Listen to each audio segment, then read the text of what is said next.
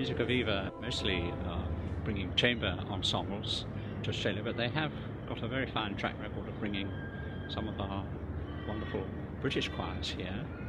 And we've been lucky enough to come on a number of occasions with King's, and obviously all the choral enthusiasts here in Australia turn up for these concerts. But I think it's also interesting for audiences who are more used to string quartet or going to symphony concert to hear choral music, and I think it does speak in a particularly direct and human way. These are all pieces that I've commissioned for the choir over the years.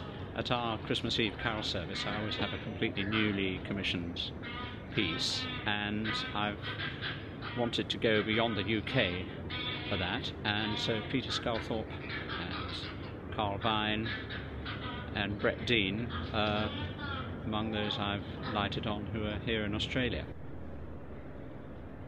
We have quite a variety of pieces. We're going to sing some works from the 16th century. The great English composer Byrd and his Italian contemporary Palestrina represents a rich theme of choral music.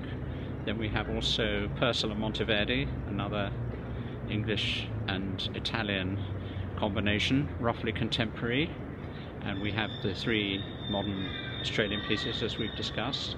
We have some 19th century English works, Parry and Stanford, and later in the programme Benjamin Britten, Hymn to St. Cecilia, and the main work in the big concert halls that we shall be performing in is Fauré's Requiem, which is probably one of the best known and best loved of all choral pieces.